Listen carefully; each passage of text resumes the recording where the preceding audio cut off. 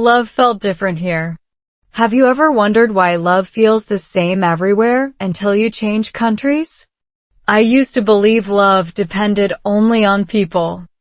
But when I arrived in the United States, I slowly realized something else was standing between two people who cared about each other: climate, culture, language, and the quiet rules of everyday American life.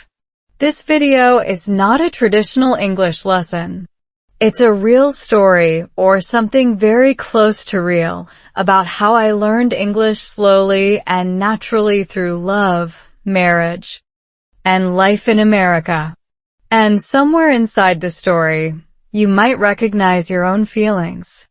I still remember my first moment outside the airport. There was nothing dramatic. No movie-like music. Just cold, dry air hitting my face. I pulled my jacket tighter and thought, why does everything feel distant? Not just the weather. Everything in America seemed to keep a little space. People were polite, but not close. Smiles were friendly, but not curious. And love felt like it stood one step back, observing, instead of rushing forward to hold you. At that time, my English was very basic. I could listen more than I could speak. When your brain works in a new language, it chooses survival over emotion. Psychology studies show that when you cannot express your thoughts clearly, you also struggle to express your feelings.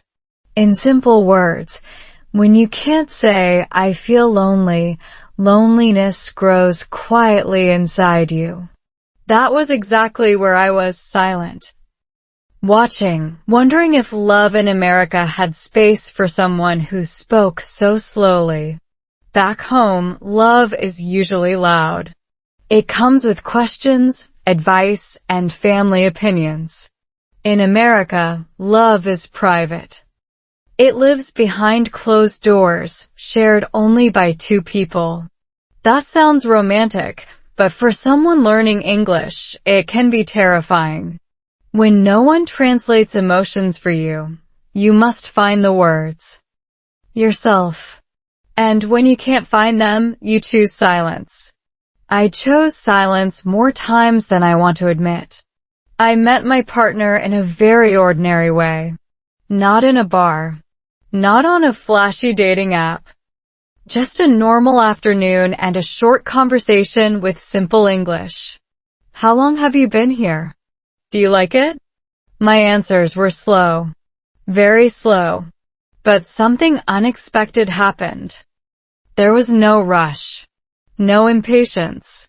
For the first time in America, I felt someone was willing to walk at my speed. But don't misunderstand. Love did not suddenly become easy. American culture values independence. Everyone has their own space, schedule, and very clear personal boundaries. I came from a culture where love means checking in, caring about every small detail. That difference confused me deeply. I often asked myself, is this still love or just freedom? Without the language to ask deeper questions, that thought repeated itself quietly in my mind. There's something people rarely talk about when learning English through relationships. You learn fastest when you're afraid of losing. The brain hates uncertainty. It hates not knowing what the other person feels. So I started paying attention to very small words. Not big vocabulary. Just real ones. Busy. Tired. Need time. Short words, heavy with meaning. I realized love in America isn't emotionless. It simply packages emotion differently. Even the climate played a role. Long winters. Early darkness. People staying indoors. Research on seasonal affective disorder shows that cold weather and lack of sunlight can reduce positive emotions. I felt that clearly. Quiet evenings. each of us in a different corner of the room. I wondered if this silence meant distance, or if it was just a normal American night. When you live in another language, negative emotions can feel stronger because you don't yet have the words to calm yourself. Then came a very small moment that changed everything. One simple sentence. It's okay to feel lost. No poetry. No deep theory. But it made me feel accepted, not despite my slowness, but with it. That's when I understood something important. The question "love felt different in America" wasn't a complaint. It was an invitation to observe. And the next question, "can love adapt?" began to feel less like doubt and more like hope. This part of the story has no big drama. No explosion of emotion. It's just the beginning. The beginning of learning English not to pass tests, but to understand. To understand another person and myself. If you're at the start of your journey, new to America, new to love, or new to English, remember this. Feeling lost doesn't mean you're failing. Sometimes, it simply means you're learning. How to love in a new language. Climate changed my emotions. The first winter arrived quietly, without asking for permission. One morning, I opened the door and the cold air rushed in like an uninvited guest who planned to stay for months. The sky was pale, almost colorless, and the streets felt slower, heavier. In that moment, I understood something important. Climate in America doesn't just change your clothes, it slowly changes your emotions, your rhythm, and even the way love feels. Back where I came from, weather was part of life, but it rarely controlled it. Cold days still had noise, warmth from people, and familiar routines. In many parts of the United States, especially during winter, life pulls inward. People drive instead of walk. Windows stay closed. Conversations become shorter. For someone learning English and building a relationship at the same time, that inward movement can feel like emotional distance, even when no one intends it. My English was improving, but only on the surface. I could handle daily tasks. I could smile, nod, and say, "I'm good." But emotions are not daily tasks. They are subtle, layered, and often irrational. When the days grew shorter and darker, my thoughts did the same. Psychology explains this well. Reduced sunlight affects serotonin levels, which directly influence mood and motivation. In simple terms, winter makes many people feel heavier inside. Add a new language and a new relationship, and that weight multiplies. Love in warmer months had felt lighter. Conversations happened naturally. Silence felt comfortable. But in winter, silence started to feel suspicious. Sitting in the same room without speaking suddenly felt like a problem that needed solving. My brain searched for reasons. Did I say something wrong? Did my English sound strange? Was this just how relationships worked in America?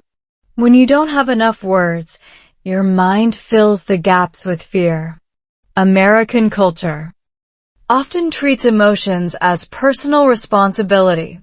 You manage your feelings. You don't burden others unless necessary. I didn't know this at first. I came from a place where emotions were shared freely, even loudly. So when my partner became quieter during winter, I assumed distance. In reality, it was routine. Work, weather, and daily stress were doing their usual work. The problem wasn't love, it was interpretation. There is a scientific reason misunderstandings grow faster in cold, unfamiliar environments. The brain under stress looks for patterns to protect itself. When language is limited, the brain relies on tone, body language, and assumptions. Unfortunately, assumptions are rarely kind. I assumed silence meant loss of interest. I assumed fewer words meant less love. None of that was true, but it felt true at the time. English entered my life here in a very quiet way. Not through textbooks, but through small emotional moments. I'm just tired. It's been a long day. Can we talk later? These sentences were simple, but they carried new meaning for me. In my old mindset, tired meant distant. Later meant avoidance.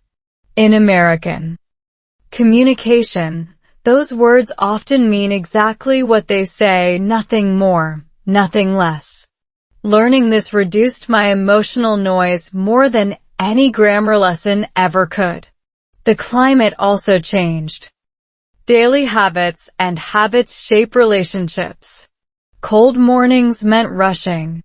Dark evenings meant staying in. Less movement meant fewer spontaneous conversations. Neuroscience shows that physical movement helps regulate emotions and communication. When bodies move less, thoughts get stuck more easily. I felt that happening inside me. My thoughts circled the same questions again and again, with no clear answers. One night, during a snowstorm, everything felt especially heavy. The world outside was silent, covered in white, and time seemed paused. I finally said, in slow English, "Winter makes me feel small." It wasn't perfect. The sentence was awkward, but it was honest. The response was simple too. It does that to a lot of people. That sentence didn't solve anything, but it normalized my experience. Normalization is powerful. Psychology shows that when people feel their emotions are normal, anxiety decreases immediately. That night taught me something crucial. Love didn't feel different in America because it was weaker. It felt different because the environment shaped how emotions were expressed. Cold didn't remove love, it compressed it.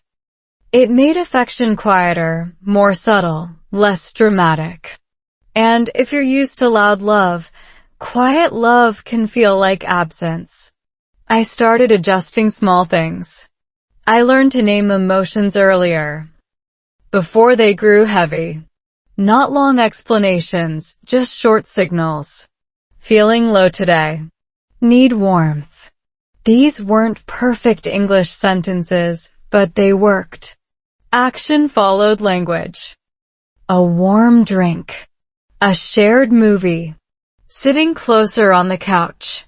Small gestures replaced big emotional speeches. The question, "Can love adapt?" began to feel less abstract.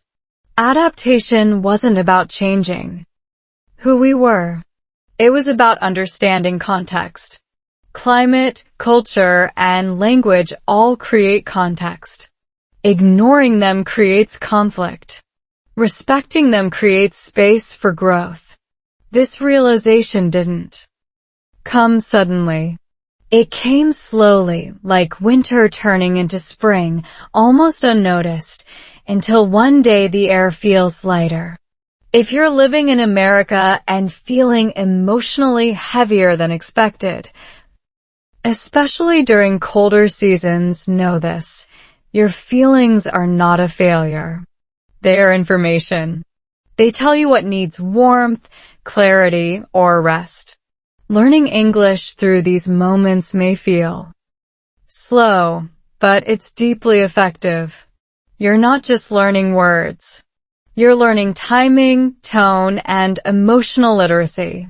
This part of the journey taught me that love doesn't disappear in cold climates. It changes form. And once you recognize that, the fear softens. The silence becomes understandable. And love, even in winter, finds its way to stay. when English was my wall. Silence can feel polite in America, but inside a relationship, silence can quickly turn into a wall. Not a loud wall. Not an angry one. Just a quiet, invisible barrier built word by missing word. At this stage of my life in the United States, English was no longer just a language I was learning. It had become the space between what I felt and what I could say. On the outside, everything looked fine. I could order food, talk to coworkers, and handle daily routines. People often assume that once you can survive in a language, you can also connect emotionally in it. That assumption is wrong. Survival English helps you function. Emotional English helps you belong. I had the first one, but the second one was still far away. In relationships, timing matters. Emotions don't wait politely for your vocabulary to catch up.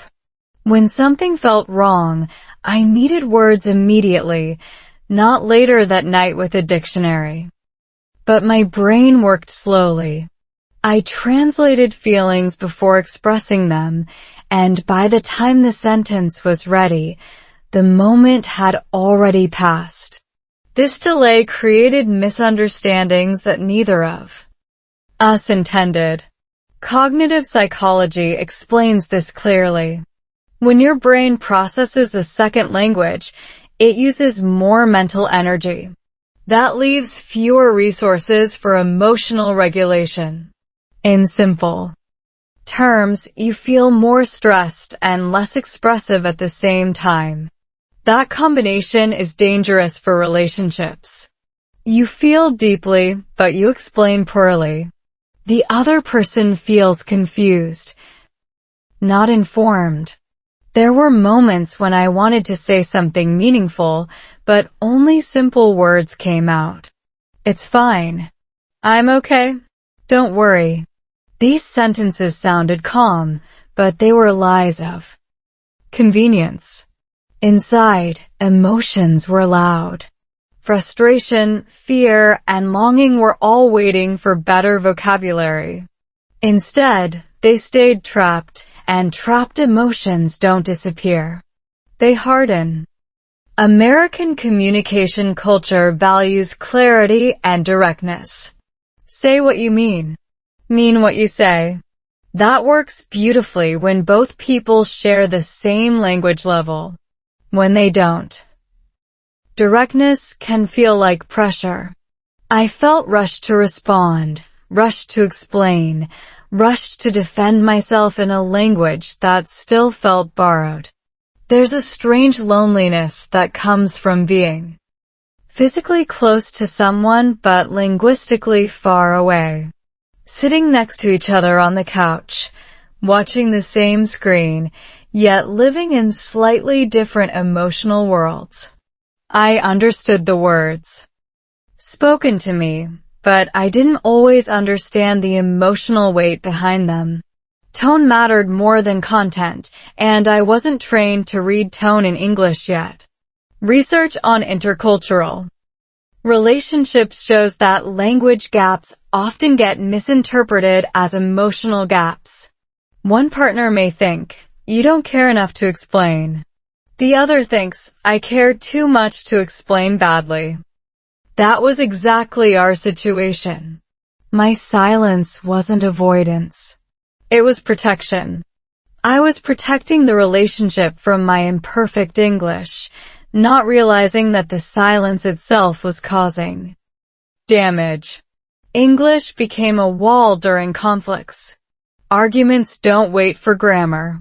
When emotions rise, language needs to be fast, flexible, and precise. Mine wasn't. I would lose my place. Mid-sentence, forget words, or simplify complex feelings into blunt phrases that sounded colder than intended. What I meant as honesty sometimes landed as indifference. One evening, a small misunderstanding grew larger simply because I couldn't explain myself in real time. Later that night, I replayed the conversation again and again in my head in my native language. Perfect sentences appeared effortlessly. Clear explanations. Gentle tone. Too late. That gap between what you could have said and what you actually said is emotionally exhausting. Neurologically, replaying conversations is a stress response. The brain tries to regain control by imagining better outcomes. For language learners, this loop is even stronger because the better version exists in another language. You know you're capable of expressing yourself, just not here, not now, not in this language. Things began to shift when I stopped trying to sound correct and started trying to sound real. Instead of searching for the perfect sentence, I used honest fragments. Hard to explain. English slow. Feeling heavy. These weren't elegant, but they were true. Truth travels faster than grammar. Interestingly, American culture responds well to vulnerability when it's clear. Saying, "I don't have the words," turned out to be more effective than pretending everything was fine. It gave context. Context reduces misinterpretation. Once my partner understood that language was the barrier, not emotion, patience replaced confusion. I also learned to prepare emotionally. Important words in advance. Not scripts, but anchors. Simple phrases I could rely on under stress. I need time to think. This matters to me. Please don't assume. These phrases became emotional tools. Psychology calls this cognitive offloading, preparing language ahead of time to reduce mental load during high-stress moments. Slowly, the wall began to crack. Not because my English improved dramatically overnight, but because my communication strategy changed. I stopped measuring success by fluency and started measuring it by connection. Some days were still frustrating. Some misunderstandings still happened. But they no longer felt permanent. The question, "Can love adapt?" started to take shape here. Adaptation didn't mean waiting for perfect English. It meant building bridges with the materials available. Broken sentences. Honest pauses. Visible effort. Love didn't need eloquence. It needed access. If English feels like a wall in your relationship right now, remember this. Walls are built unintentionally. And they can be dismantled the same way, one small opening at a time. You don't need better words first. You need shared understanding first. The words will follow. Falling in love too early. Love arrived before I felt ready, and that timing mattered more than I expected. It didn't come with fireworks or dramatic confessions. It came quietly, slipping into daily life while my English was still unstable and my understanding of American culture incomplete. Falling in love too early doesn't mean falling in love wrong. It means falling in love before you fully understand the environment you're standing in. At that point, I was still translating myself. Every thought passed through a filter. Every feeling waited for permission from my vocabulary. Love, unfortunately, does not wait. It moves faster than preparation. While I was still learning how conversations worked in America, emotions were already asking for clarity, reassurance, and presence. There's a psychological reason early-stage love feels overwhelming in a new country. The brain craves familiarity under stress. New culture, new language, new climate, all of these increase cognitive load. Love becomes a grounding point, a place where the brain hopes to rest. But when love itself is also unfamiliar, that rest doesn't come easily. Instead, attachment and anxiety grow side by side. In American dating culture, independence is not a phase, it's a baseline. People expect emotional self-sufficiency. They value personal space, emotional boundaries, and clear communication. I came from a background where love was more intertwined, more interdependent. Falling in love early meant I carried expectations that didn't match the cultural rhythm around me. English made this mismatch harder to see. When you don't fully understand the language, you often misunderstand the intention. A delayed message feels like disinterest. A short reply feels cold. In reality, it's often just normal American pacing. But love magnifies interpretation. Small signals become large conclusions when you don't have enough context. Emotionally, I moved faster than my language could support. I felt deeply, but I explained shallowly.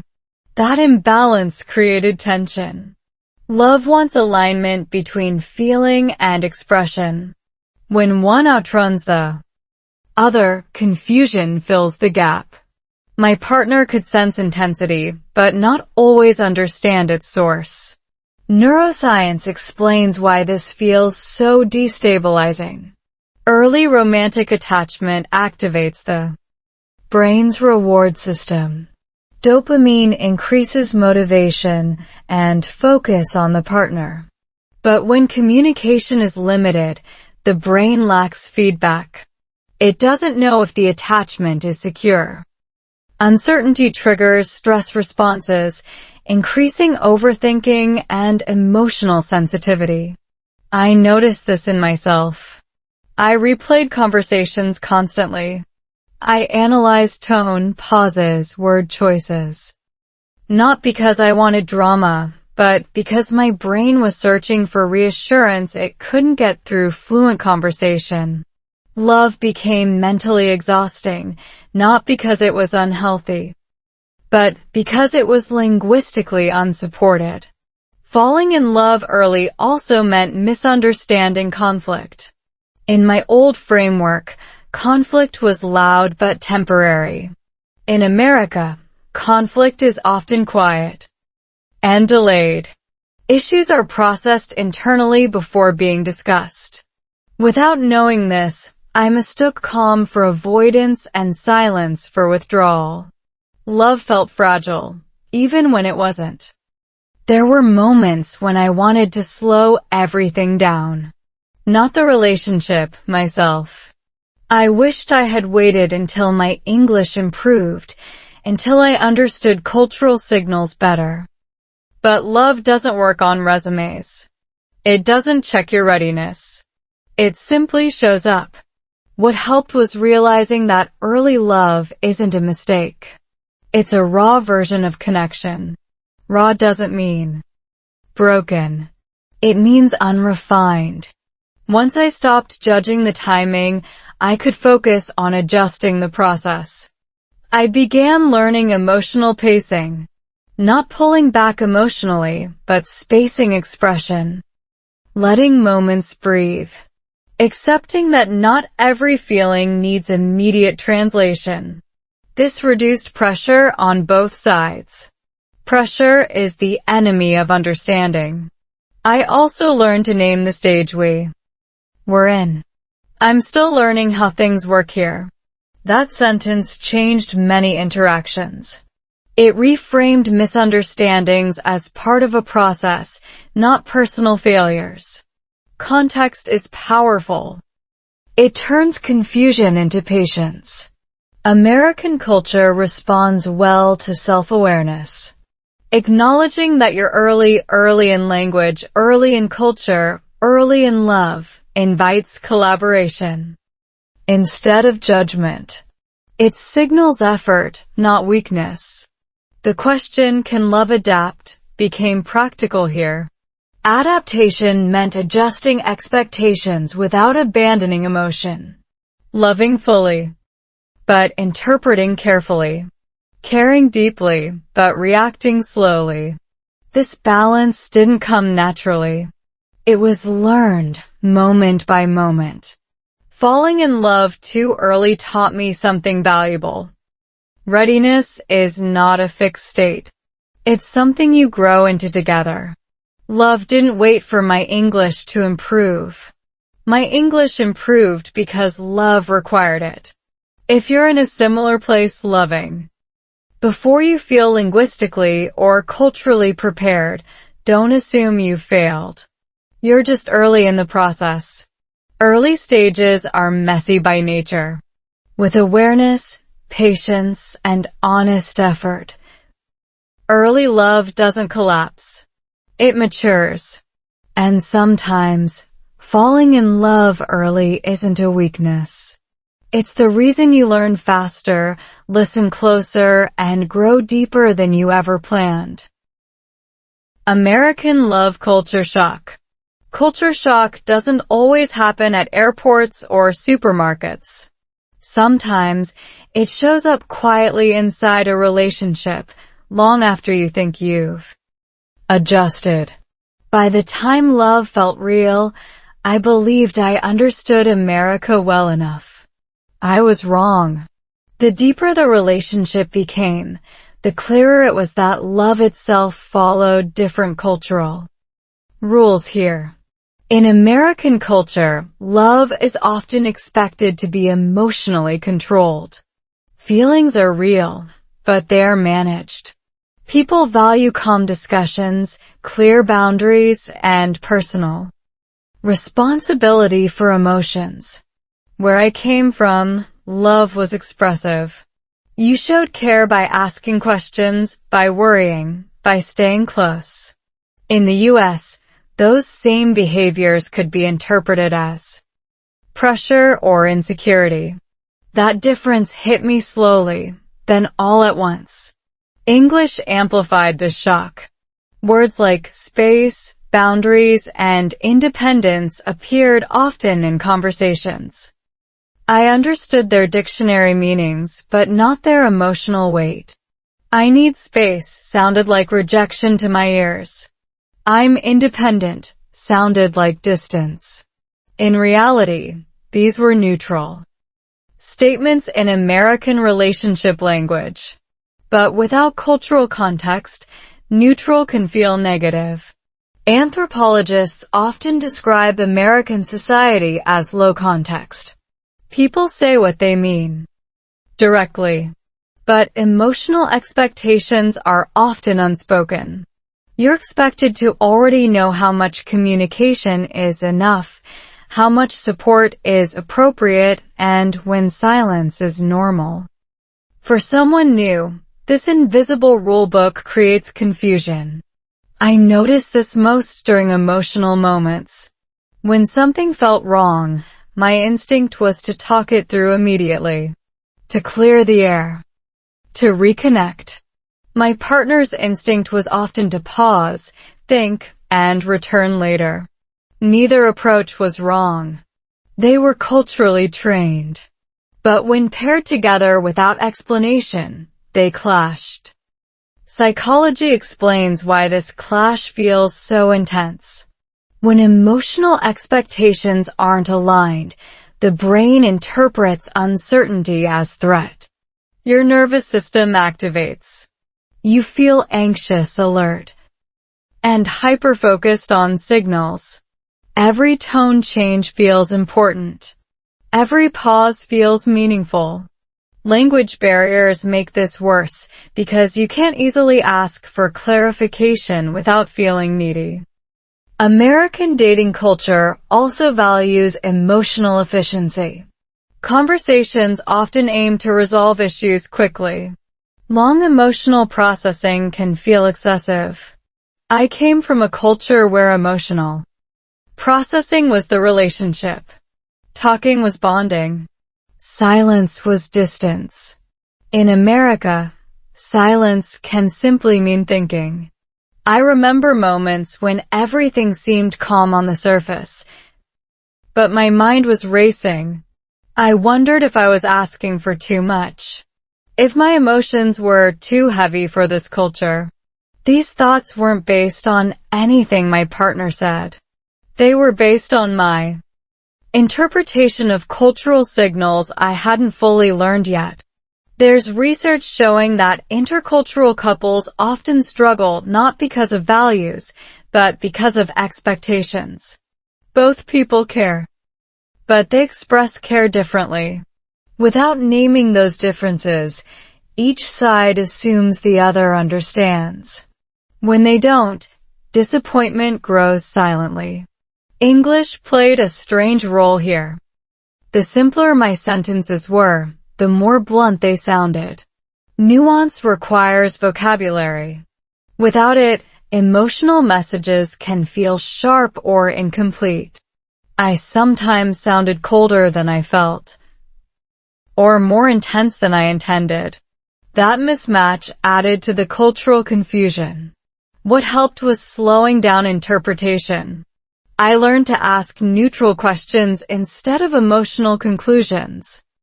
Not, why don't you care, but, is this normal for you? That small shift changed everything. It turned assumptions into information. American culture responds well to curiosity. Asking how someone processes emotions shows respect for individuality. It removes blame. It invites explanation. Once I understood this, conversations became lighter. Not easier, but clearer. I also learned that love in America often shows up through actions more than words. Consistency, reliability, showing up on time, remembering small preferences. These things carried emotional meaning even when verbal expression was limited. I had been listening for emotional speeches, while love was speaking through behavior. The culture shock softened when I stopped comparing. Comparing creates judgment. Judgment creates distance. Instead, I observed. I treated the relationship like a new environment to learn, not a problem to fix. This mindset reduced pressure on both sides. The question, can love adapt, felt very real here. Adaptation didn't mean losing myself. It meant expanding my understanding of what love could look like. Love didn't have to feel familiar to be real. It just had to be consistent. I began blending styles. Expressing emotions honestly, but not urgently. Respecting space without assuming abandonment. Using simple English, but clear intent. These adjustments didn't erase cultural differences. They made them manageable. If you're experiencing culture shock inside love, especially in the US, remember this. Confusion doesn't mean incompatibility. It often means translation is still happening. Between languages. Between cultures. Between emotional habits. Love in America may feel quieter, slower, and more contained. But quiet doesn't mean empty. Once you learn how to listen differently, you realize love hasn't disappeared. It's just speaking with a new accent. Marriage tested in America. Marriage in America didn't feel like a romantic milestone. It felt like a stress test. Not because love disappeared, but because everything around love suddenly became very real.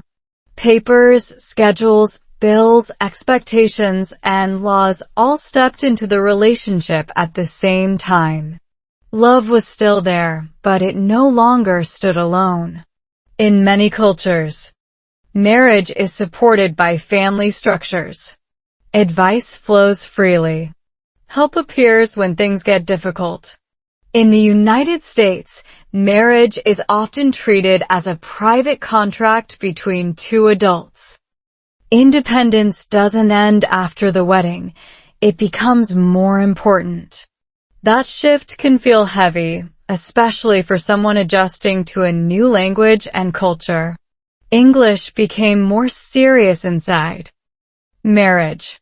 Casual misunderstandings turned into practical consequences. Financial discussions required precision. Emotional conversations needed clarity. Saying the wrong thing or not saying enough suddenly mattered more.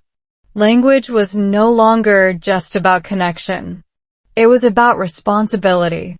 Research in relationship psychology shows that financial stress is one of the strongest predictors of marital conflict.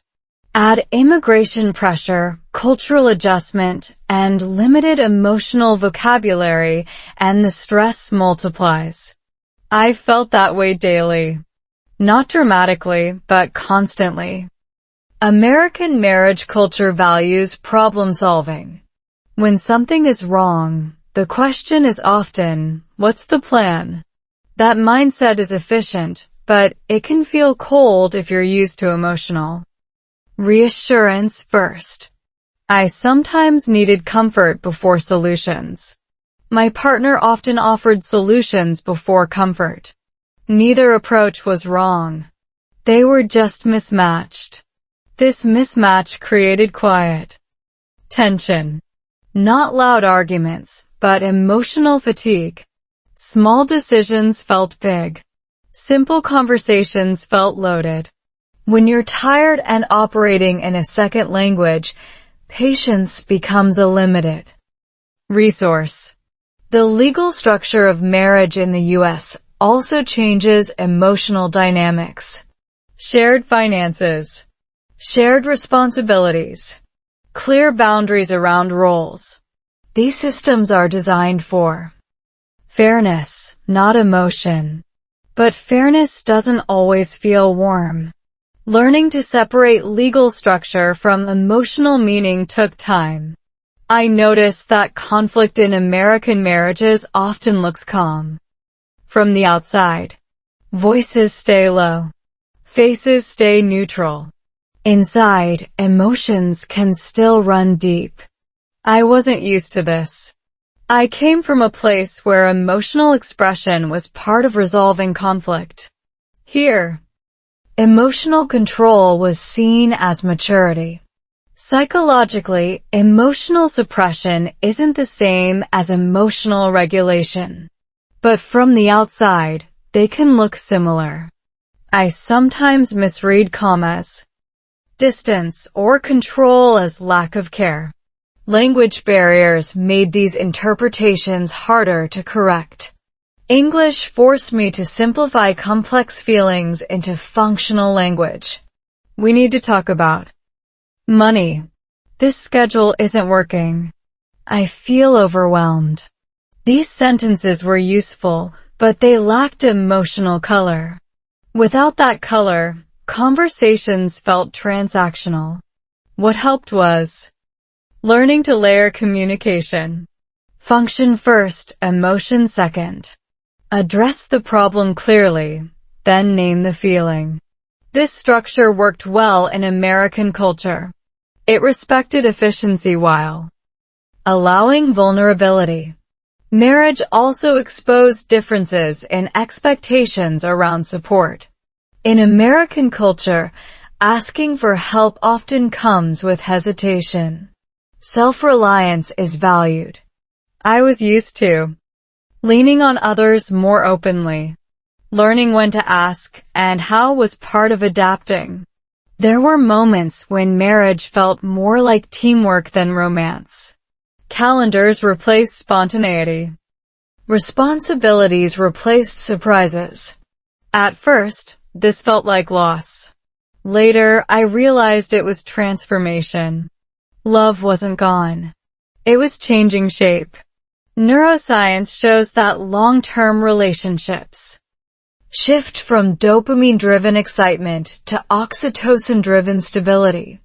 This shift can feel boring if you don't recognize it. In a new culture, that boredom can be misinterpreted as failure.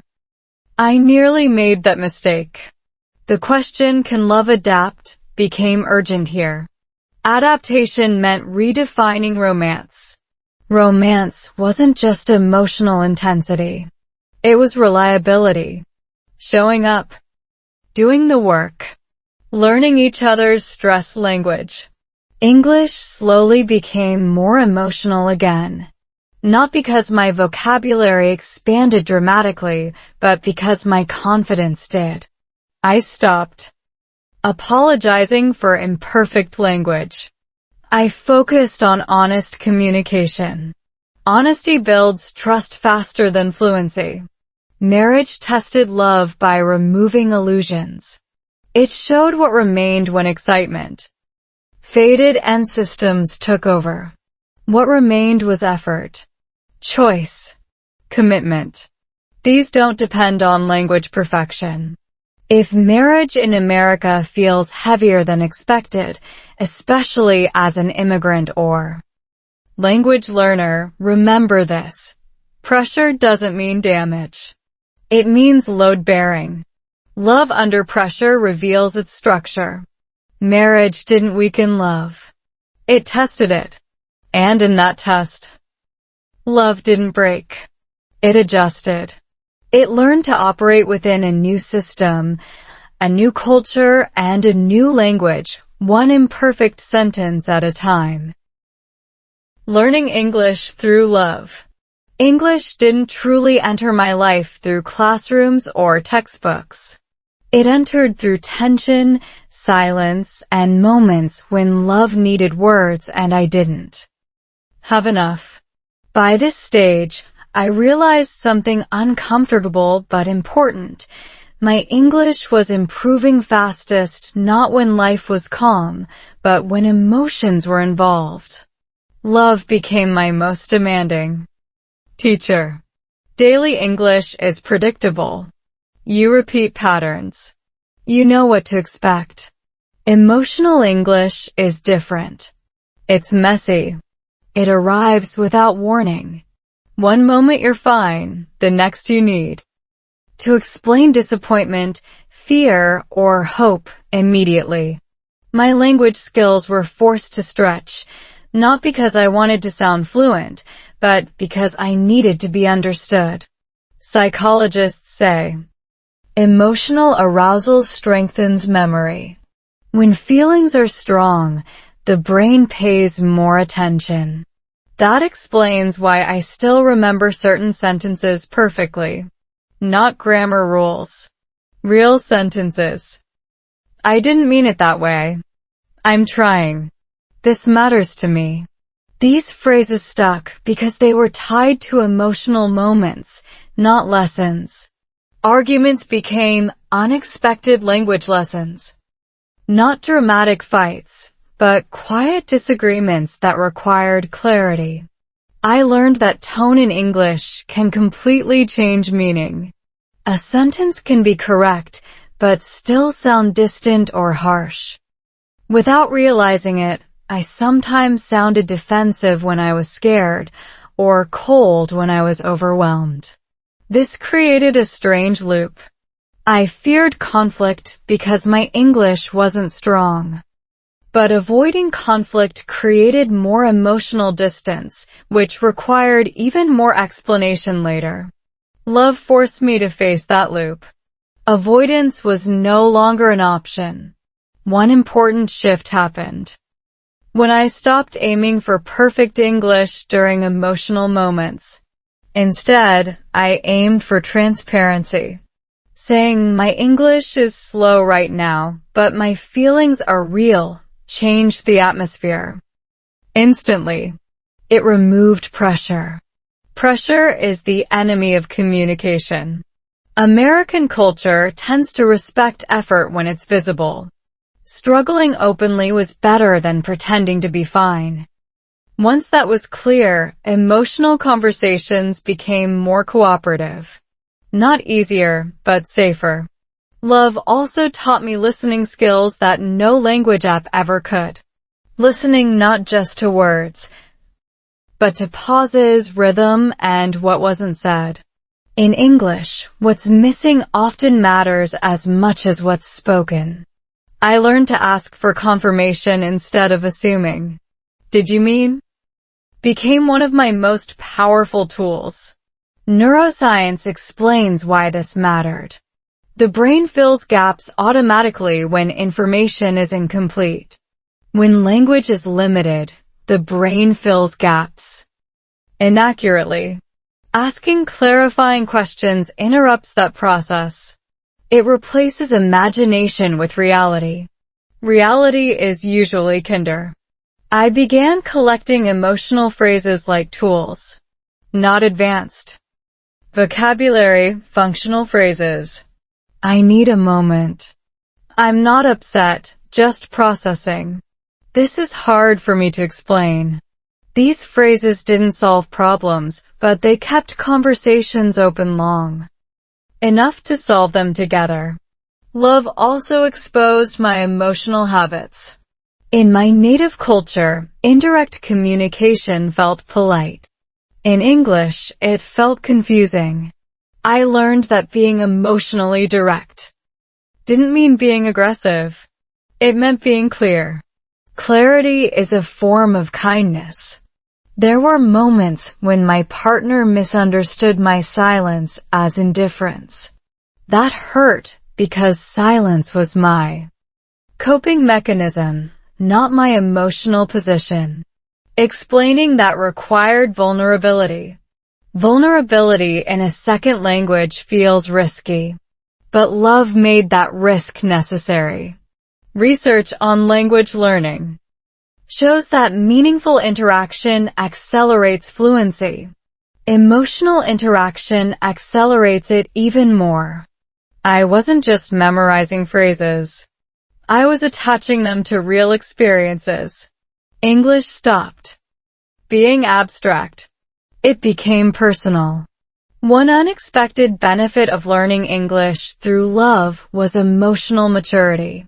I learned to slow reactions, choose words carefully, and tolerate discomfort.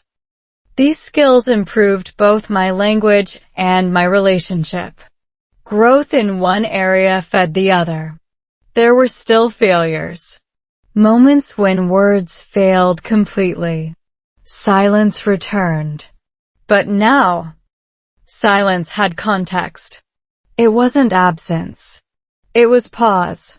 That difference mattered. The question, can love adapt, started answering itself here. Love adapted by becoming a learning environment. English adapted by becoming an emotional tool. Neither was perfect. Both were willing. If you're learning English inside a relationship, especially in America, know this. Progress doesn't look linear. Some days you'll feel fluent. Other days you'll feel mute. That doesn't mean you're moving backward. It means you're learning at the edge of your ability. Love doesn't require perfect sentences. It requires honest ones. And honesty, even in broken English, builds connection faster than silence ever could. By this point, I no longer saw English as the problem. It was the process. A slow, emotional, deeply human process. And love, imperfect, patient, and real, was guiding it. Simple English, real connection. Connection didn't grow when my English became impressive. It grew when my English became honest. Somewhere along the journey, I noticed a quiet shift. The more I simplified my language, the closer we felt. Not because simplicity removed depth, but because it removed confusion. Real connection doesn't need decoration. It needs accuracy. In American communication, clarity is often valued over eloquence. I used to think this was emotional minimalism. Later, I understood it as efficiency with intention. Simple English didn't mean simple feelings. It meant fewer places to hide. When sentences were short, meaning stood exposed. My early instinct was to compensate for limited vocabulary with explanation. Long sentences. Extra details. Apologies layered on top of uncertainty. Ironically, that created distance. The listener had to work harder to find the point. Emotional signals got lost in translation. Once I stripped language down, the signal became stronger. There's a cognitive reason for this. The brain processes simple sentences faster, especially under emotional stress. Faster processing reduces misinterpretation. When emotions run high, the mind looks for anchors. Simple language provides them. I'm hurt. I'm scared. I need support. These statements don't ask the listener to guess. American culture often expects emotional self-labeling. You name your state. You own it. That ownership creates room for response. Without it, the other person fills in the blanks. Blanks are dangerous. They invite assumptions, and assumptions rarely favor vulnerability. I noticed how often love appeared through small, clear exchanges. Can you sit with me? I don't feel okay today. Thank you for listening. None of these sentences were advanced. All of them were connective. They invited presence, not analysis. Neuroscience supports this. Oxytocin, the bonding hormone, increases during moments of perceived safety and understanding. Simple, direct communication increases that perception. Complex language can feel impressive, but it also introduces uncertainty. Safety thrives on predictability. I also learned that simple English lowered emotional stakes. When the sentence is short, the response doesn't have to be dramatic. That made difficult conversations feel manageable. Not easier, but less overwhelming. Less overwhelming means more likely to happen. There was a time when I avoided emotional conversations because I feared misunderstanding. Simple English changed that. I no longer needed to explain everything perfectly. I needed to express the core. The rest could follow. This approach also changed how I listened. When my partner used simple language, I learned not to overinterpret. In American culture, people often say exactly what they mean. There isn't always a hidden layer. Accepting that reduced my anxiety. Not everything needed decoding. I began to notice how consistency mattered more than intensity. Saying I care once is meaningful. Showing care repeatedly through small words and actions builds trust. Trust grows quietly. It doesn't announce itself.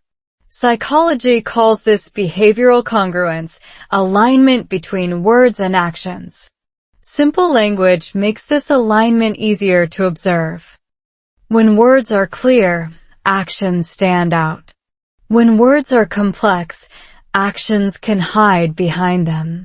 There were moments when I felt tempted to embellish, to explain feelings in poetic ways, as I might have in my native language. But American emotional culture often prefers practicality. Saying, I miss you, means more than describing longing for 10 minutes. That shift didn't reduce emotion. It focused it. Simple English also reduced conflict escalation. During disagreements, I learned to name the issue plainly. This plan doesn't work for me. I need rest. I feel ignored. These sentences weren't attacks. They were information. Information invites problem solving. I realized that many conflicts aren't caused by disagreement, but by uncertainty. When people don't know where they stand, they imagine the worst. Simple English reduces that uncertainty. It places emotional markers clearly on the map. There's a quiet confidence that comes with simplicity. Not the confidence of fluency, but the confidence of intention. I knew what I wanted to say, even if the sentence was short. That certainty changed my tone. Tone carries meaning beyond words. As my English simplified, my presence strengthened. I wasn't performing language anymore. I was using it. That difference matters. Performance seeks approval. Use seeks connection.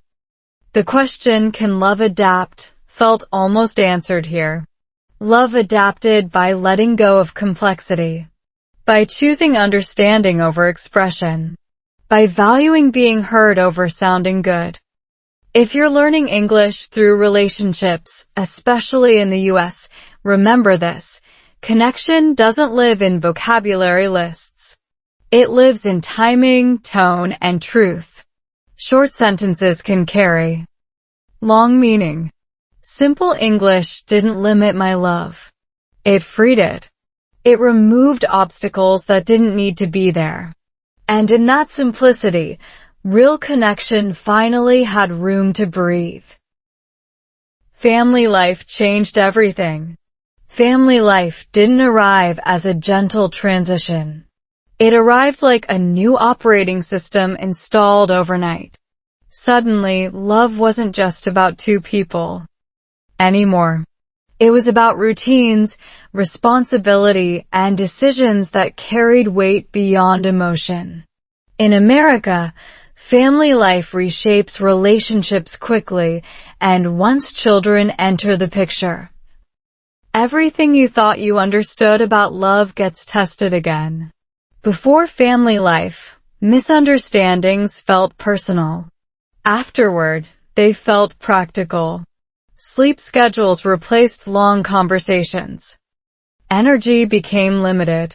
Patience turned into a resource that needed careful management. Love didn't disappear, but it moved into the background, quietly supporting everything else. English changed. Again at this stage. Emotional English became functional English. Conversations weren't about feelings alone. They were about logistics. Doctor appointments. School forms. Safety rules. Financial planning. Each topic required precision. A small misunderstanding now had real consequences. Psychology explains why this stage feels overwhelming, especially for immigrants. Cognitive load increases dramatically when multiple roles activate at once: partner, parent, worker, language learner. The brain switches constantly. When language isn't automatic, exhaustion comes faster. Emotional regulation becomes harder. Family life in America also comes with strong cultural expectations. Independence starts early. Children are encouraged to express opinions. Parents are expected to balance warmth with structure. This style can feel unfamiliar if you grew up in a more collective family system. Love becomes instructional, not just emotional. I noticed that affection showed up differently. Less verbal reassurance. More practical care. Preparing meals. Planning schedules. Solving problems quietly. At first, this felt like emotional distance. Later, I understood it as emotional investment. Research on long-term relationships shows that shared responsibility increases attachment, but reduces visible romance. Without recognizing this shift, many people interpret it as loss. In a new culture, that interpretation feels even heavier. English inside family life became simpler but more frequent. Short commands. Clear boundaries. Repeated phrases. Be careful. Time to go. Are you okay? These sentences carried love in motion. They weren't poetic, but they were constant. Children also changed how I heard English. Their language was direct, honest, unfiltered. Watching how they expressed needs taught me something important. Emotional clarity doesn't require advanced vocabulary. It requires courage. Family life forced me to confront my communication habits. Avoidance no longer worked. Silence created confusion. When others depend on you, clarity becomes a form of care. I couldn't wait for perfect English. I had to speak now. Neuroscience shows that responsibility increases cognitive focus. When something matters deeply, the brain adapts faster. My English didn't improve because I studied harder. It improved because the stakes were higher. Love expanded into duty, and duty demanded language. There were moments when family stress tested the relationship deeply. Fatigue made patience thin. Cultural differences resurfaced. Parenting styles clashed. Without awareness, these moments could have fractured connection. With awareness, they became points of adjustment. American family culture values planning, calendars, structure, predictability. I learned that planning wasn't control. It was care. Providing stability was a form of love. Once I understood that, resistance softened. English also became a bridge between generations, explaining cultural values, translating emotional meaning, navigating two worlds at once.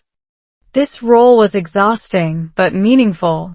It gave language purpose beyond self-expression. Family life revealed something unexpected.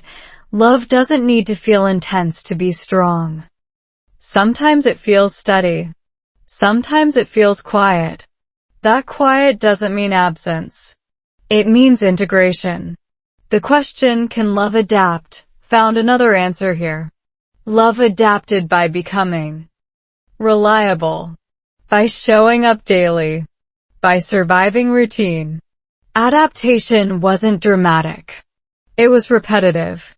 There were days when I missed the early intensity, the long talks, the emotional urgency. But those belonged to a different stage. Family life wasn't replacing love. It was reshaping it. Psychologists describe this as attachment evolution. Love moves from excitement to security. Security can feel boring if you expect fireworks. But security builds futures. In a foreign country, that future building matters deeply. English learning during this stage became quieter, less noticeable, but more effective. Language tied to responsibility sticks. When words protect, organize, and care for others, they anchor deeply. Family life didn't make love easier. It made it clearer. What mattered stayed. What didn't faded. That clarity reduced doubt. If you're navigating family life in America while learning English, know this. Exhaustion doesn't mean failure. It means you're carrying something meaningful. Love under responsibility looks different. It doesn't shout. It holds. Family life changed everything, not by taking love away, but by giving it structure. And inside that structure, love learned how to last. Almost giving up on love. There was a moment when love felt fragile in a way I hadn't experienced before. Not dramatic, not explosive, but quietly unstable. Life in America had a way of slowly draining emotional energy, and love didn't escape that process. It wasn't one big problem. It was many small ones stacking up unnoticed until they felt heavy. By this stage, survival mode had become normal. Work, family responsibilities, language pressure, and cultural expectations filled every day. Love existed, but it no longer felt like the center. It felt like something that had to wait its turn. That waiting slowly created distance. English played a strange role here. I could communicate well enough to function, but not always well enough to express exhaustion or emotional confusion. When feelings don't translate easily, they often stay unspoken. Silence becomes a habit. Habits shape relationships.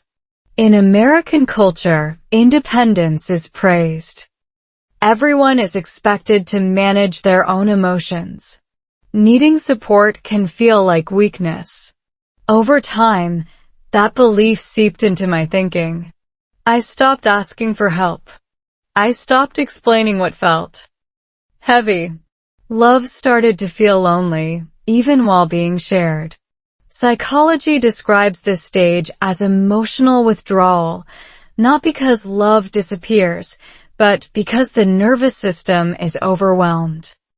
When stress stays high for too long, the brain prioritizes protection over connection. Emotional closeness becomes risky when energy is low. Small misunderstandings began to feel bigger.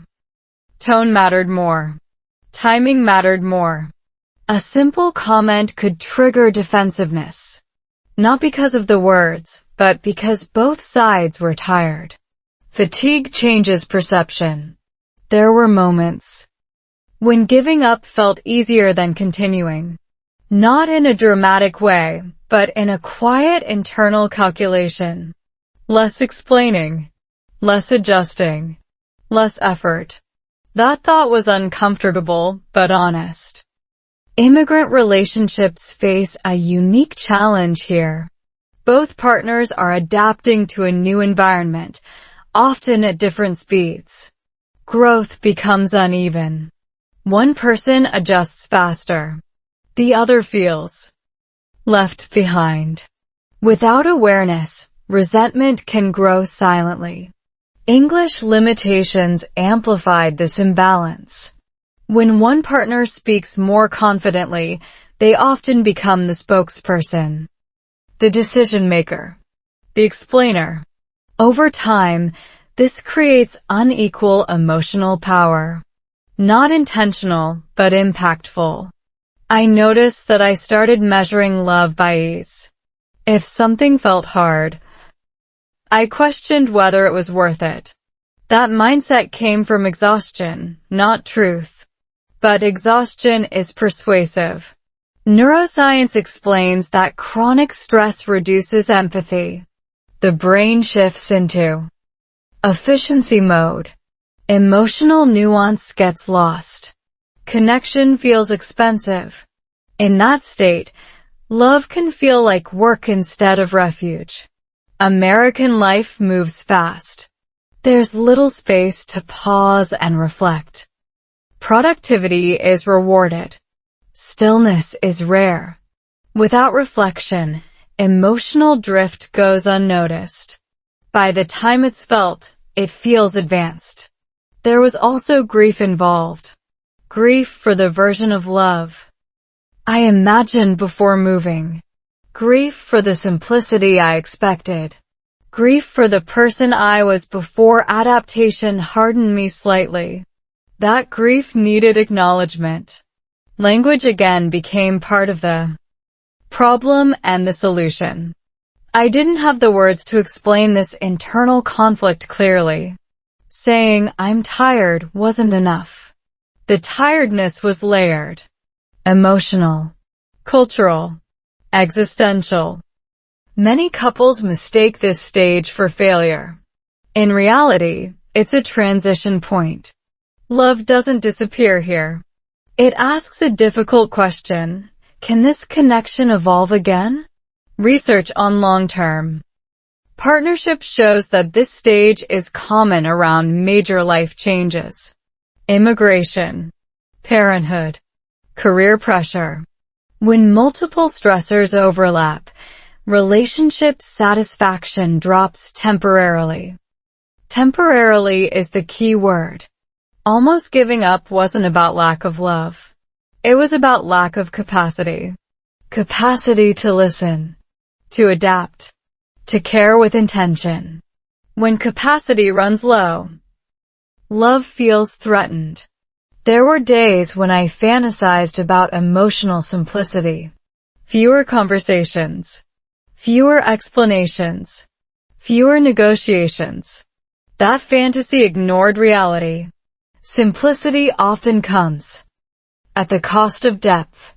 English conversations became shorter, more functional, less reflective. This wasn't avoidance on purpose. It was conservation, saving energy for what felt urgent. But urgency can be misleading. What feels urgent often crowds out what's important. Love needs space, not speed. That realization came slowly. One quiet moment changed perspective. Not a fight. Not a breakthrough conversation. Just a pause. A recognition that walking away wouldn't remove the pressure. It would just relocate it. Different challenges, same internal fatigue. Psychological. Resilience doesn't come from avoiding difficulty.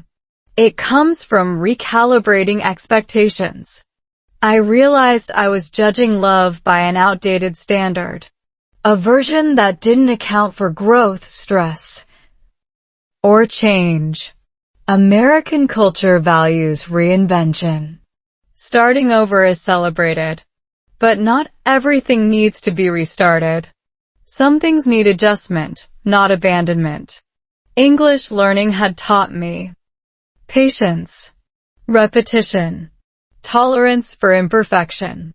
That same approach applied to love. Fluency doesn't arrive overnight. Neither does emotional stability in a new country. Almost giving up became a signal, not a decision. A sign that something needed attention. Rest. Communication. Redefinition. Signals are useful if recognized. This stage taught me that doubt isn't the enemy of love. Ignoring doubt is. Doubt asks questions. Silence hides answers. Love at this point felt quieter, but it was still present. It waited. Not passively, but steadily. Waiting for capacity to return. Giving up would have been an ending. Staying became a transition. And transitions, while uncomfortable, are where adaptation begins. This part of the journey didn't provide clarity immediately. It provided honesty. And honesty, even when uncomfortable, creates space for change. Love wasn't gone. It was tired. And tired things don't need judgment. They need care. Learning to love again, differently. Something shifted after the moment of almost giving up. Not suddenly, not dramatically, but quietly, like a change in weather you only notice when the air feels lighter. Love didn't return as it once was. It returned altered, reshaped by experience, language gaps, cultural friction, and emotional fatigue. And that difference mattered. The first realization was simple but uncomfortable. Love in America required relearning. Not because the feeling had changed, but because the environment had. Climate affects mood. Culture shapes expectations. Policy pressures influence stress levels. All of that seeps into relationships, whether invited or not. American life teaches efficiency early. Conversations often aim for clarity and speed. Emotional detours feel inefficient. That mindset had slowly entered my relationship. We talked to solve problems, not to explore feelings. Once I noticed this, it became impossible to ignore. Psychologists describe reconnection as a skill, not a feeling. Skills can be practiced. Feelings fluctuate. That distinction changed everything.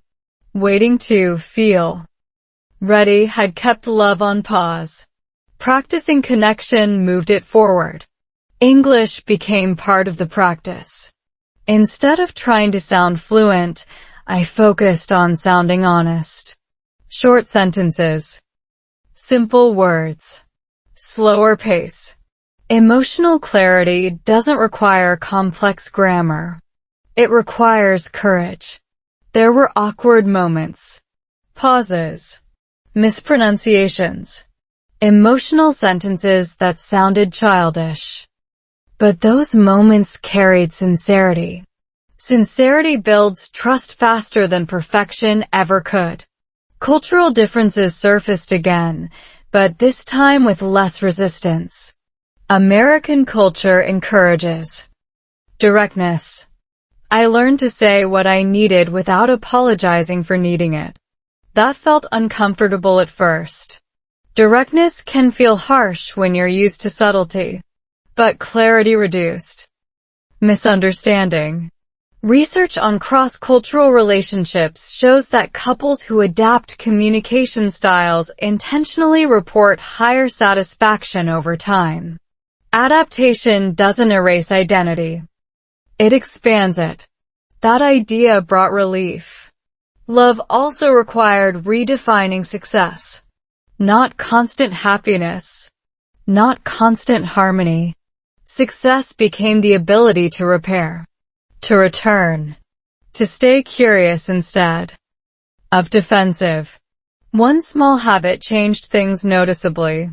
We started checking in emotionally, not just logistically. Not long conversations. Just short reflections. Today felt heavy. I'm low on energy. Naming emotional states reduced tension.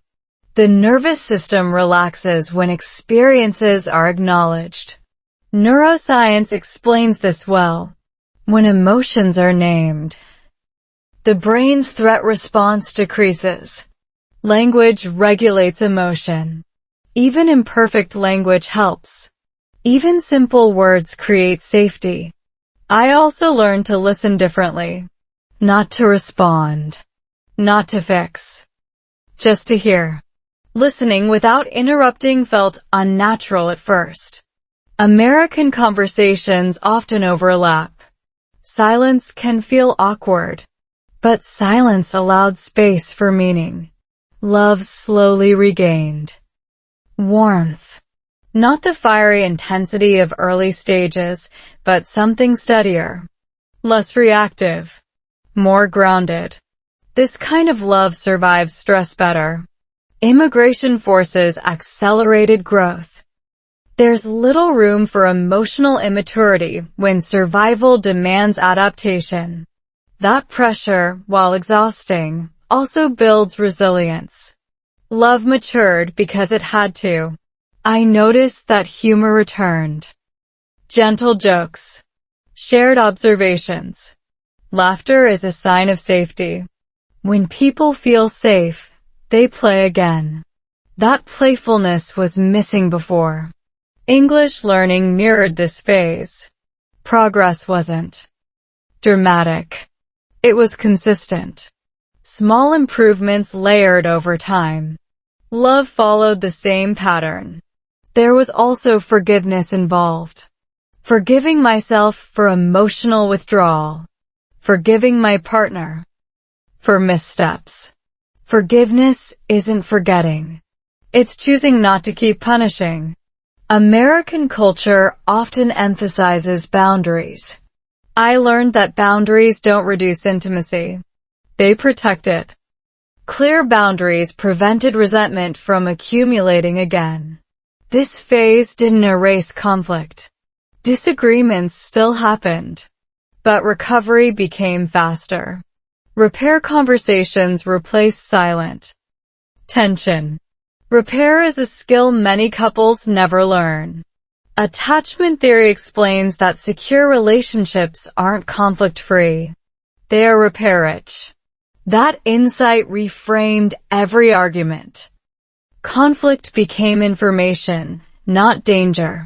Love felt different now. Less idealized. More intentional. That difference wasn't loss. It was evolution. One surprising shift involved identity.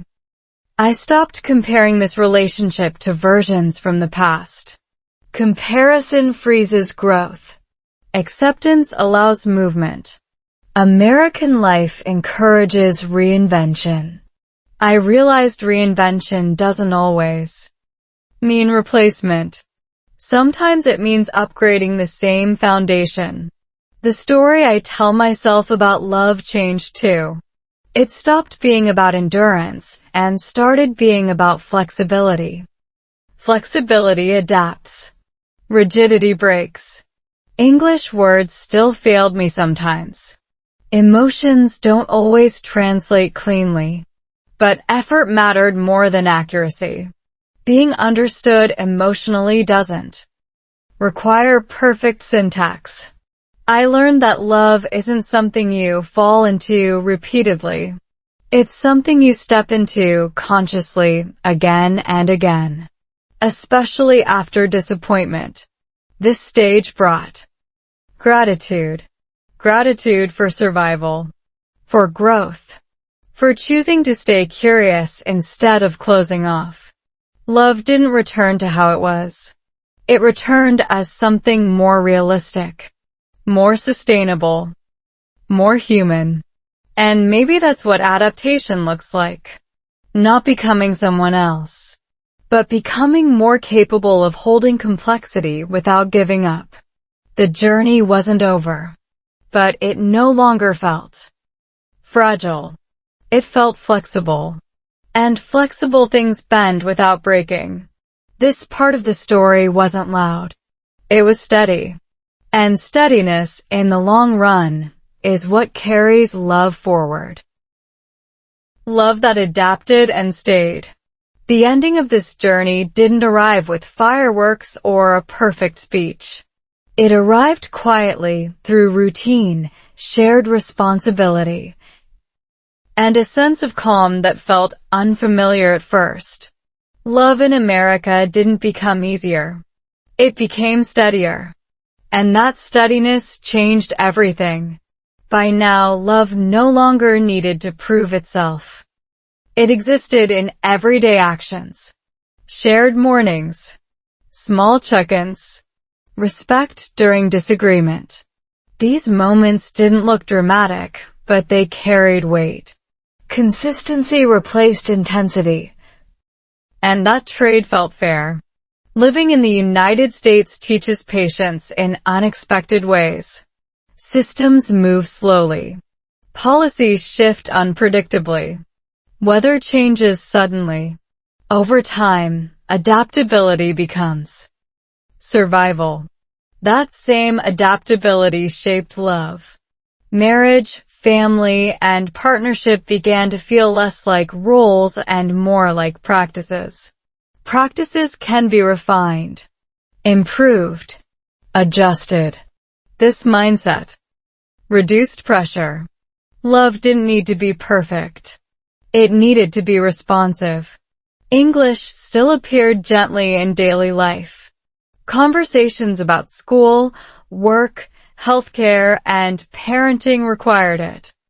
Emotional conversations used simpler language, clear words, calm tones. Communication improved not because fluency increased, but because intention did. Research consistently shows that couples who focus on emotional safety over emotional intensity report higher long-term satisfaction. Safety allows vulnerability. Vulnerability builds connection. This cycle became visible in real time. Children, routines, and shared goals anchored love further. Family life in America demands structure. Schedules matter. Planning matters. At first, this felt restrictive. Later, it felt grounding. Structure created predictability. Predictability reduced stress. Cultural differences didn't disappear. They softened. Instead of clashing, they coexisted. Different values found compromise. Different habits found rhythm. Love expanded to hold both. One important realization surfaced clearly. Adaptation doesn't mean surrendering identity. It means negotiating space. Both people remain whole while adjusting shape. Psychologically, this stage reflects integration. Early stages focus on attraction. Middle stages face conflict. Later stages integrate differences into a shared system. Integration feels calm, but it's deeply earned. American society often celebrates individual happiness. This journey taught that shared stability matters just as much. Happiness fluctuates. Stability sustains. There were still tired days, stressful weeks, moments of miscommunication. But recovery happened faster. Repair felt natural. Emotional resilience increased. Language learning mirrored this stability. Progress plateaued, then deepened. Nuance replaced novelty. Understanding improved. Expression became more confident. Love felt different from the titles. Question. Yes, it felt different. But different didn't mean worse. Different meant adapted. Climate, culture, and policy shaped the environment. Love adjusted within it. That adjustment didn't erase romance. It grounded it. The idea of giving up no longer held appeal. Not because leaving wasn't possible, but because staying felt meaningful. Meaning changes priorities. Neuroscience explains that long-term bonds rely on oxytocin more than dopamine. Calm connection over excitement. Trust over novelty. This biological shift aligned with lived experience. American life rewards endurance. Quietly. Those who stay steady build depth. Love followed the same principle. This story didn't end with perfection. It ended with presence. Being present during difficulty. Being present during calm. Presence replaced expectation. Looking back, the early confusion, doubt, and fatigue weren't failures. They were stages. Necessary ones. Growth rarely feels smooth while happening. Love adapted because both people allowed it to. Resistance softened. Curiosity returned. Care became intentional again. English, once a barrier, became a bridge. Not because it became flawless, but because it became functional enough to hold emotion. The message this journey leaves is simple but honest. Love can survive change if flexibility leads. Rigidity breaks under pressure. Adaptation bends without losing form. America didn't change love's essence. It tested its structure. The structure held because it evolved. This ending isn't an end. It's a continuation with better tools, better understanding, better emotional literacy. Love didn't return to how it was before. It became something new, something realistic, something durable. And that durability became the quiet success story. For those learning English, navigating culture, or questioning love's future, this journey offers reassurance. Confusion doesn't mean failure. Fatigue doesn't mean the end. Adaptation opens new versions of connection. Love doesn't need to feel familiar to be real. Sometimes it needs to feel different to grow. Love didn't fail in America. It evolved. It stretched, broke a little, learned new shapes, and came back stronger, not louder, but deeper. This story isn't just about love, or marriage, or immigration. It's about what happens when life forces you to grow faster than your emotions, and you decide not to run. If you're learning English, feeling lost between cultures, or quietly questioning whether love can survive change, this channel is for you. Here, we don't chase perfect grammar or fake motivation. We learn real English through real stories, slowly, honestly, and with heart. Every story you watch here is designed to help you listen better, understand deeper, and speak with confidence, while reminding you that you're not alone in this journey. If this story touched something inside you, don't let it end here. Subscribe to the channel to continue learning English through meaningful life stories. Like the video so more people who feel the same way can find it. Comment: do you think love can truly adapt? Your words might help someone else feel understood. New stories are coming about love, culture, family, and learning English the human way. Stay with me. The next story might feel like it was written for you.